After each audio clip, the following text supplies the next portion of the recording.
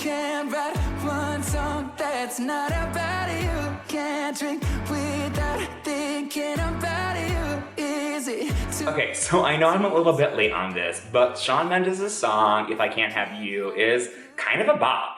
I'm a little bit obsessed with it, and it's more than a little bit messed up if you think about it. This song is part of a culture that tells us all sorts of messed up things about other people and romantic relationships, and I want to unpack all of that today. But I'm also gonna still listen to the song, like, for sure. But first, hey there. If you don't already know me, my name is Brian G. Murphy. I'm an activist, educator, and certified relationship coach, and I'm here to help you build and sustain relationships that are fun and fulfilling. This song is about this person that Shawn is obsessed with, and I think it's important to say obsessed with rather than in love with. So people are probably describing this song as like it's a love song, right? About this person that he's in love with, but I think that we make this distinction between love and obsession clear because the song lyrics make it clear that they're no longer in a relationship, or perhaps they never were, but they're definitely not in a sexual or romantic relationship.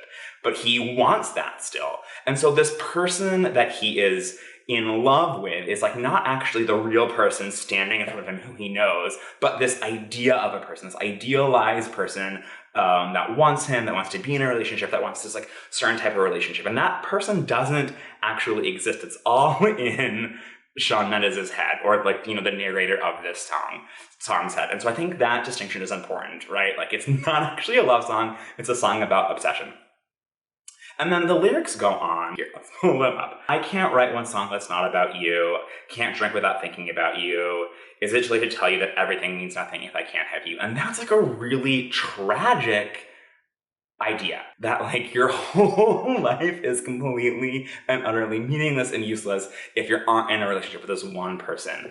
You know, that's like not a romantic idea. That's a toxic idea. It also puts an immense amount of pressure on this person to say like, my entire happiness and well-being, sanity, possibly my life is all reliant upon you wanting me, desiring me, relating to me in this particular way. And that's just like a fucked up dynamic. So the lyrics go on. He's talking about his timing's off. I can't move on if we're still gonna talk, which is fine. Like there's potentially a kernel of a healthy idea here, right? Like if it's not healthy for you to have a friend relationship with this person, if you can't be around them without sort of like getting consumed with your thoughts and your obsessions, then yeah, the healthy thing to do is just set some boundaries and enforce them. And that might mean not being in a relationship with this person.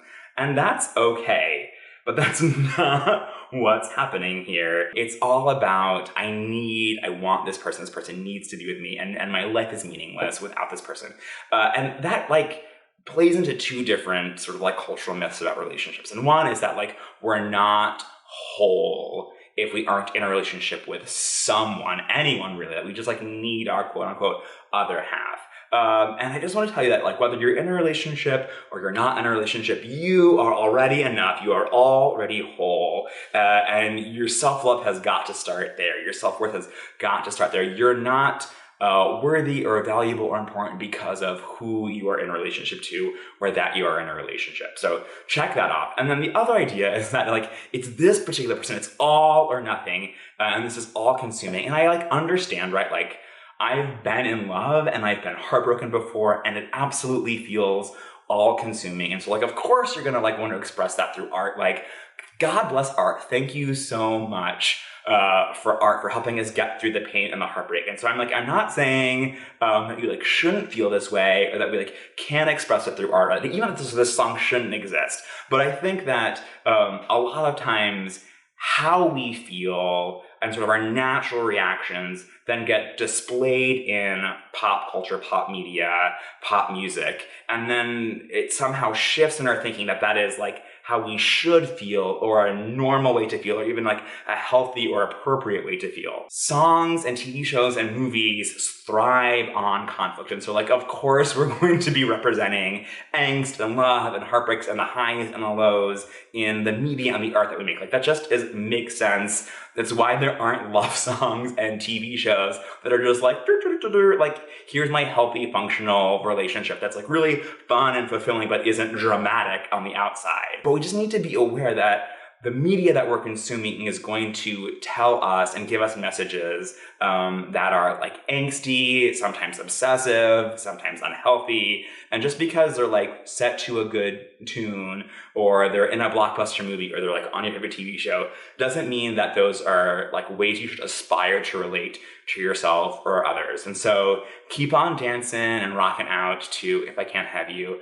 but also remember that love and obsession are two different things, that healthy boundaries are good, that you should see the people that you're interested in as whole people, and if they don't want a sexual or romantic relationship with you, that's their prerogative, and that's like an invitation for you to know them more fully in a different way, and not only, as Shawn says in this song, like only half of you. So that are my thoughts. What are some of your favorite earworm pop songs, pop music that say kind of wonky things about people and relationships? Put our guilty pleasures down in the comments below. If you want more resources on healthy, fun, sexy, fulfilling relationships, I've got a video you should watch. Go ahead and click on it right there and subscribe for new videos every Wednesday afternoon. I'll talk to you soon.